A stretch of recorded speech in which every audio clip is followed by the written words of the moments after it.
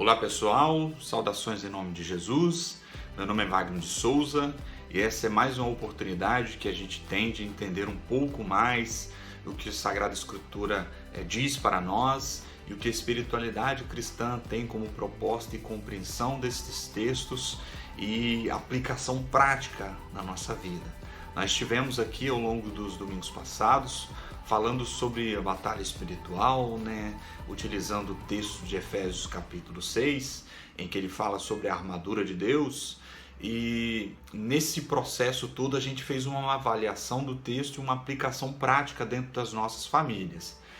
Esse período já passou, nós encerramos ele no último episódio, em que nós falamos aqui sobre a espada do Espírito, que é a palavra de Deus, e hoje é um bônus. Nós vamos continuar avaliando o texto, porém é uma espécie de bônus. Nós não estamos mais falando sobre família, nós não estamos mais dentro da série Permanência, mas nós estamos aplicando o mesmo texto, entendendo o que o texto está querendo dizer e aplicando de forma prática na nossa vida. Hoje, de uma maneira toda especial, nós vamos falar sobre oração. Oração, que é esse elemento especial da espiritualidade cristã, que é esse instrumento para a gente poder entender o mundo espiritual, entender a nossa vida, entender o que Deus quer de nós, enfim, ouvir a Deus. Fazer a leitura do texto de Efésios 6,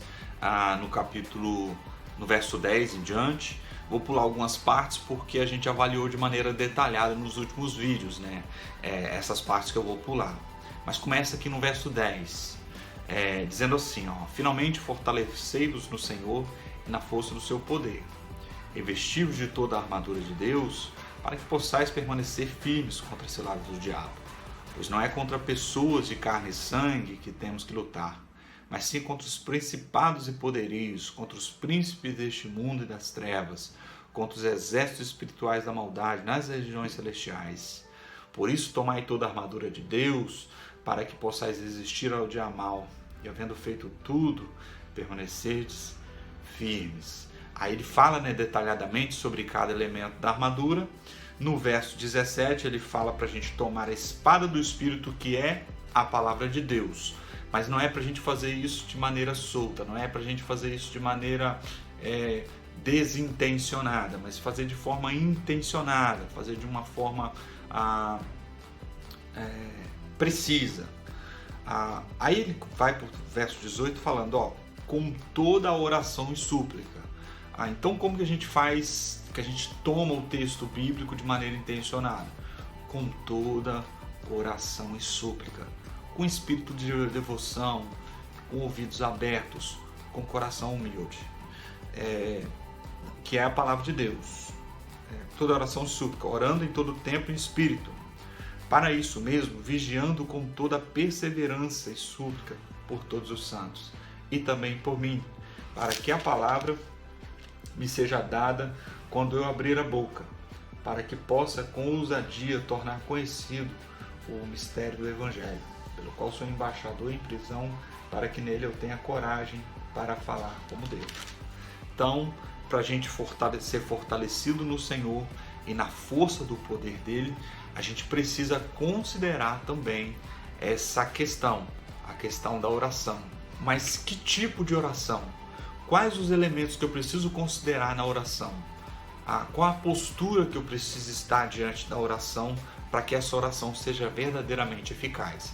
O apóstolo Paulo dá algumas diretrizes aqui para a gente poder seguir, para a gente não cometer erros diante dessa questão.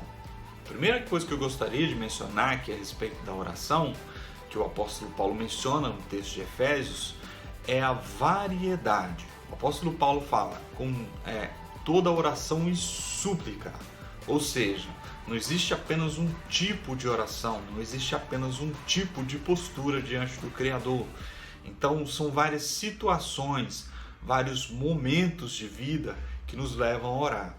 Então ele pega esses momentos da vida e diz, gente, em todo tempo, em todo momento, em todas as situações da vida, em toda a postura que você tiver diante dessa vida, diante de todas as lutas, dificuldades, alegrias, ou seja, independente do seu estado emocional, do seu estado de espírito referente às situações da vida, ore. Tenha o seu momento de oração sempre, em todo tempo, e com variedades de oração. Jesus é um modelo para a oração. O tempo todo ele está orando. Em todas as situações que ele tem na vida, ele tem esse processo de comunicação, de abrir o seu eu para Deus, de se mostrar para Deus diante dessas situações da vida. No Getsêmani, no capítulo 22, do verso 39 ao 46, em que ele está angustiado, porque ele sente que vai chegar aquele momento em que ele vai para a cruz, em que ele vai ser açoitado, em que ele vai ser morto pelos nossos pecados, Jesus tem um momento de oração ali muito profundo, em que a angústia tamanha na sua vida, na sua existência, chega ao ponto de suar sangue, gotículas de sangue começam a pingar do seu suor. Tamanha era a pressão com que ele estava sofrendo por conta dos pecados de toda a humanidade. E nós, durante a nossa vida, a gente passa por alguns momentos assim, seja a batida de um carro, seja um filho doente no hospital, ou seja a morte de um familiar nosso que está muito doente no hospital.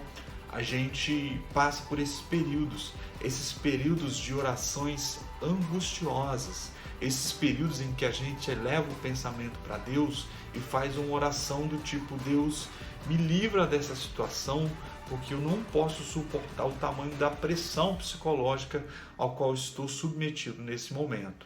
Então me livra desse momento, por favor. Esse é um tipo de oração que a gente pode fazer durante a nossa vida. Outro tipo de oração é a oração que Jesus faz em João capítulo 6, no verso 11, que é o texto da partilha dos pães e peixes, Ou seja, ali é um outro momento, Ele sai para um local mais separado, do grande centro comercial, do grande centro, onde tinha mais pessoas. Eles vão para um local mais reservado. E vai uma grande multidão para poder ouvir os ensinos de Jesus, o que ele tinha para dizer e fazer naquele momento. Então chega uma situação lá em que eles se deparam: poxa, a gente está com essa turma toda aqui, a gente precisa de comida para poder alimentar todos eles. Então Jesus pega e fala: gente, o que vocês têm aí? Aí apresentam para ele ali 5 pães e 2 peixes. O que Jesus faz? Ele, antes dele partilhar, antes dele fazer a multiplicação dos pães e peixes, ele faz uma oração, ele dá graças, ele agradece a Deus. Antes de partilhar, antes de ter esse ato de generosidade, antes de ter esse ato de expansão da virtude, ele tem um ato de gratidão. Ele deposita diante de Deus aquele momento, ele oferta para Deus aquele momento de oração. Um outro momento em que Jesus faz uma oração é no texto da ressurreição de Lázaro, João capítulo 11, verso 41 ao 42. Ele chega diante de toda aquela situação, Lázaro já havia morrido, já estava sepultado, e ele decide fazer ali um sinal na frente de todas aquelas pessoas. Antes dele fazer isso, ele faz uma oração de gratidão, antes de realizar o milagre. Essa oração de gratidão ela é exposta, ela é feita na frente de outras pessoas. Eu coloquei aqui 3 situações diferentes em que Jesus faz a sua oração. Isso porque é importante para nós com que nós tenhamos essa rotina, esse movimento diário, essa postura diária diante da oração. A oração, ela significa relacionamento, um instrumento de amizade com o nosso Criador, em que a gente diz para Ele, a gente abre para Ele as nossas mazelas, as nossas dificuldades, as nossas alegrias, os nossos motivos de júbilo, a gente expõe para Ele a nossa alma, e é também um período em que a gente ouve, a gente entende as coisas que Deus quer falar conosco e as coisas que Ele pretende realizar na nossa vida. Então a oração ela é um instrumento de relacionamento. Não é apenas um instrumento prático de obter resultado em cima daquelas coisas que a gente deseja. Não é apenas falar, não é apenas se comunicar, não é apenas fazer com que Deus faça as coisas através das coisas que a gente fala para Ele, mas é um instrumento de amizade, de relacionamento, de intimidade com o nosso Criador. Então eu gostaria de incentivar você em todos os momentos da sua vida em que você ore. Seja nos seus momentos de alegria, convide Deus para poder fazer parte desses momentos de felicidade que você tem. Seja o nascimento de um filho, um presente dado por Deus, que é o nascimento de um filho. Agradeça a Deus, eleve o pensamento a Deus, fale com Ele o quanto você está feliz por esse presente, por esse momento da sua vida. Seja um casamento, um momento em que duas pessoas decidem passar a vida inteira juntos e decidem selar esse compromisso, dessa união de amor através do casamento. Seja nesse período, convide Deus para fazer parte desse momento, agradeça a Deus, seja realizando um culto, realizando uma cerimônia. Nesse período, que seja um período de relacionamento, de amizade com Deus, em que você expressará essa alegria diante dele. Um momento de aniversário, em que as pessoas comemoram mais um período, mais um ciclo, mais um ano de vida na vida de uma pessoa. Principalmente se você for pai, que você convide Deus para fazer parte da vida do seu filho nesse período. Convide as pessoas, reúna as pessoas em volta da mesa. Fala, gente, eu estou muito agradecido a Deus por mais um ano de vida que Ele deu para o meu filho, para a minha filha, com saúde, com vigor. E eu gostaria de agradecer a Deus neste momento juntamente com vocês. Convide todo mundo a baixar a sua cabeça, fechar os seus olhos e agradecer a Deus pela vida do seu filho, agradecer a Deus pela vida da sua esposa, do seu marido, ou dos seus pais, mas que nesses momentos de alegria, esses momentos em que as pessoas comemoram um ano de vida, convida a Deus para poder fazer parte desse período com você. Seja um período, um momento de formatura, por exemplo, que é aquele momento em que você cumpre mais um processo, mais um ciclo da sua vida. Às vezes gera muita batalha, às vezes são 4, 5, 6, chega até a 8, 10 anos de estudo para a pessoa conseguir um diploma. Então é muita batalha, é muita luta. E quando você realiza esse sonho, convide Deus para poder fazer parte desse momento. Convide Deus para poder jubilar junto com você. Agradeça a Deus nesse período. Convide Deus para poder fazer parte desse momento de alegria.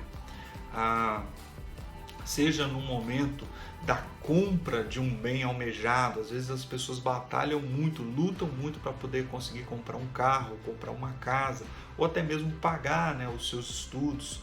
Então convide Deus nesse momento de alegria e consagre a Ele esses objetos, esses objetos facilitadores, viabilizadores da nossa vida. Convide Deus para poder fazer parte desses momentos. Fala para Deus, estou muito grato ao Senhor, muito alegre ao Senhor, porque o Senhor me proporcionou adquirir mais esse bem, facilitador da minha vida. Então convide Deus para poder fazer parte desse momento. Outros momentos na nossa vida também geram orações. Por exemplo, os nossos momentos de dor, os momentos de luto, quando morre uma pessoa querida na nossa família. Convide Deus para poder fazer parte desse momento, um momento de luto, um momento de entrega, que você se despede de uma outra pessoa, de uma pessoa que você ama. Convide Deus para poder fazer parte desse momento junto com você. Convide Deus para que Ele console o seu coração, para que Ele produza aceitação no seu coração, para que Ele produza no seu coração mais saúde, que não doa tanto, que você consiga superar esse momento de luto. Então convide Deus para poder fazer parte desse momento. Seja um momento de doença na família, às vezes surge uma enfermidade grave em algum familiar querido. Convide Deus para poder fazer parte desse momento. Fale com Deus o quanto você está sofrendo, o quanto está doendo em você o fato desse familiar estar doente. E clame a Deus para que essa enfermidade deixe essa pessoa. Peça a Deus com que esse momento passe na sua vida. Seja um momento de desemprego. Às vezes acontece isso em uma família, o desemprego chega, às vezes é a única fonte de renda que aquela família tem e às vezes o desespero bate. Então, ao invés de você se desesperar, dobre os seus joelhos, clame a Deus, convide Deus para poder fazer parte desse momento da sua vida. Então, é um momento especial para você reunir a sua família, para você, juntamente com todos, poder clamar a Deus, pedir a Deus com que esse momento seja superado.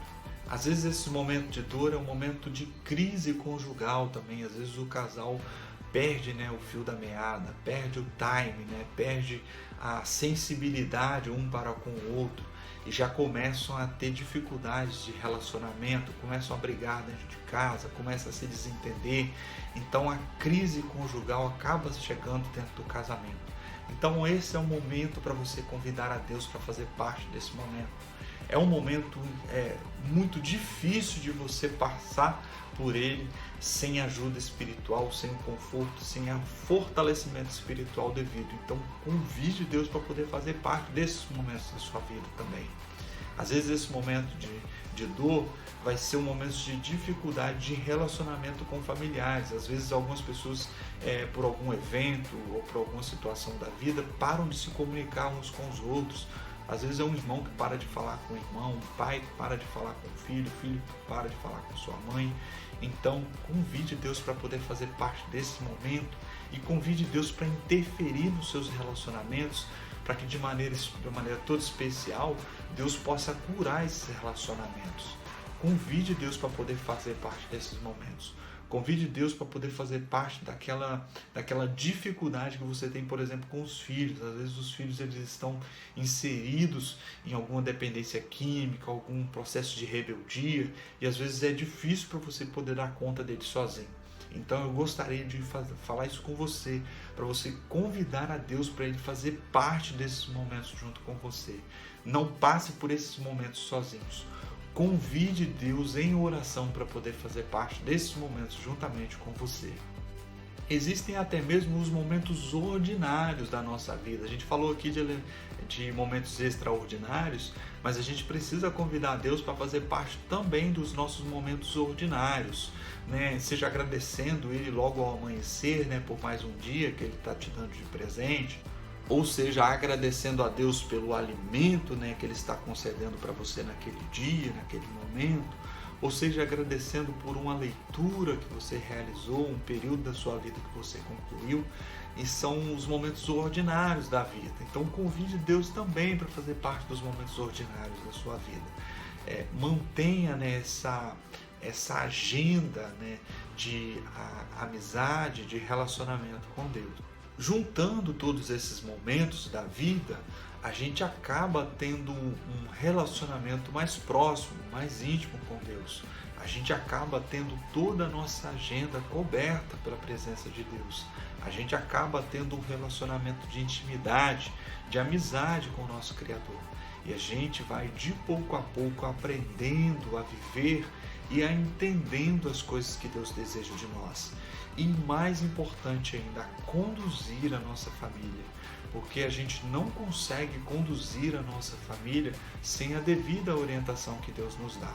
E quando eu estou falando de orientação, eu estou falando em todos os sentidos, Seja um livro que você lê, seja uma palestra que você assiste, um terapeuta que você frequenta, mas principalmente que a oração seja esse instrumento para você entender as coisas que Deus quer de você. Outra coisa que a gente precisa considerar aqui sobre a oração é a constância. É o quanto a gente dedica em tempo e energia para que esse hábito seja frequente em nossa vida. Em Daniel, capítulo 6, de verso 1 a 10, tem uma história muito interessante acerca desse personagem no que diz respeito à oração. Ele era um sujeito que estava presente em um contexto estrangeiro, ele estava em um local de uma cultura, de hábitos totalmente diferentes dos dele, mas ele permanecia desenvolvendo esse relacionamento com Deus por meio da oração. Em um dado momento em que ele é testado, em que as pessoas, por ciúmes dele ou por uma tentativa de conseguir o cargo elevado que ele tinha dentro do governo, armam uma cilada para que ele caia justamente na principal qualidade que ele tinha, que era a oração. E quando ele é pego ali diante daquela situação em que eles armam, ele é jogado dentro da cova dos leões, né? O texto é bem conhecido, e quando ele está lá diante daquela situação para morrer, né? Devorado pelos leões, Deus o livra naquele momento. Algumas coisas a gente precisa retirar desse personagem. A primeira coisa que Daniel fez quando ele ficou sabendo que haviam abaixado uma lei em que ele não poderia orar, é ele partir para a oração. Por quê, Wagner? Ele estava tentando impressionar? Ele estava tentando peitar a turma daquela época? Não. Ele estava fazendo uma coisa que era o seu hábito. Ele estava fazendo algo que ele já fazia antes. Já era uma rotina. Já era uma caminhada a longo prazo. Então a gente precisa pensar na oração como um hábito constante. E não como uma corrida rápida de 100 metros, mas como uma corrida, uma maratona, né? Uma corrida de 100 metros, ela dura 9 segundos. Uma maratona a longo prazo, ela dura 3, 4 horas. Então você precisa de posturas diferentes diante dessas duas questões. Uma corrida a curto prazo, você precisa de velocidade. E uma corrida a longo prazo, você precisa de resistência, perseverança, estratégia. Então, a gente precisa considerar a oração como um instrumento a longo prazo. Eu não gosto muito de algumas campanhas que as pessoas fazem referente à oração. Eu gosto de desenvolver uma vida de oração. Ao invés de você orar 40 dias, 3 meses, você orar 365 vezes no ano, 365 dias no ano, 7 dias por semana. Ou seja, todos os dias, uma vida de oração. Não apenas um momento, não apenas uma campanha, mas uma cultura de oração. O Daniel era esse cara que tinha desenvolvido na sua vida essa cultura, esse hábito de oração. Não apenas uma campanha, não apenas um momento específico e não apenas porque as coisas ficaram ruins para ele naquele momento, mas porque já era um hábito. E quando a gente fala de hábito e corrida a longo prazo, a gente está falando de frequência, a gente está falando de rotina e a gente está falando também de uma oração preventiva, ou seja, antes de vir a crise, antes de vir a luta, antes de vir a dificuldade, fulano já está fortalecido em oração. Isso às vezes faz até com que a gente seja mal interpretado, porque a gente passa por alguns momentos em que está todo mundo desesperado, a gente está em paz. E algumas pessoas até pensam, mas você não tem coração. Não, tenho coração sim, só que meu coração está em paz. Meu coração está fortalecido por Deus de maneira antecipada. Isso porque eu desenvolvo um relacionamento, uma amizade com Ele, em termos de oração, de longo prazo. Eu não oro apenas quando a coisa fica ruim, mas eu oro o tempo todo.